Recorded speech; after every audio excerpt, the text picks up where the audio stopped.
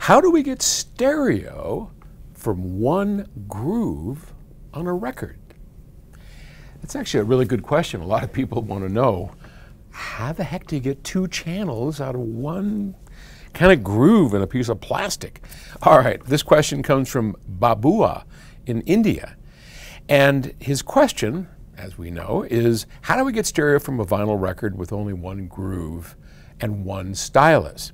In a cassette tape or a reel-to-reel tape, the channels are recorded in separate tracks. Correct, they have two tracks. So it's easy to keep the signals from both tracks, but in vinyl, how is that separation done if you only have one needle and one groove? Well, that took some clever engineering. And I think it first came out in the early 50s, late 40s, when the LP was introduced. That was probably mono, so it was probably a little later than that. I'll have to brush up on my LP history. But essentially, it takes advantage of two motions. So a vertical motion, up and down, and a horizontal motion, left and right. So imagine you have one groove cut into a record, and there are bumps and dips. So as the needle sits down and runs, and the record is turning at 33 times a second, or RPM, minute. Thought you'd get me, huh? Revolutions per minute.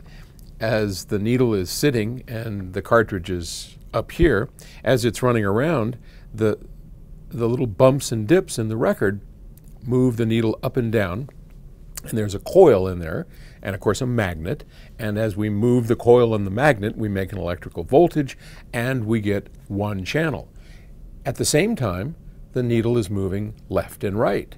So up and down, left and right. And that's one channel, up and down is one channel, and left and right is the other, horizontal and vertical tracking. Now, one of the problems that they ran into, if memory serves correct, is that, if I remember right, vertical motion is not going to be as linear as left and right motion, because you have the factors of the weight and all of that on the vertical motion that is different than the left and right. So what they did is they changed the groove to a V groove. You might have even heard that term before. And the V groove still has the up and down motion, but it's at a 45-degree angle, and the left and right is at a 45-degree angle. So when you make a record, the cutting head is going up and down, vertical and horizontal at 45-degree angles.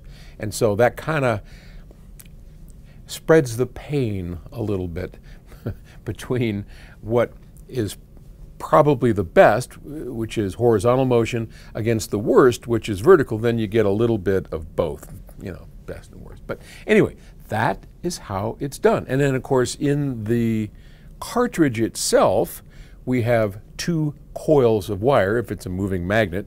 So at the end of our stylus, we have a magnet, and one of the coils is positioned so that it's more sensitive to the up and down 45-degree motion, and the other coil is centered so that it takes advantage of the horizontal motion, and then we get stereo out of it. If it's a moving coil, then you have coils doing the same thing and permanent magnets on the side. But that's how that all works.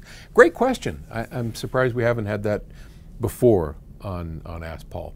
Thanks for asking, and we'll talk to you tomorrow. Bye.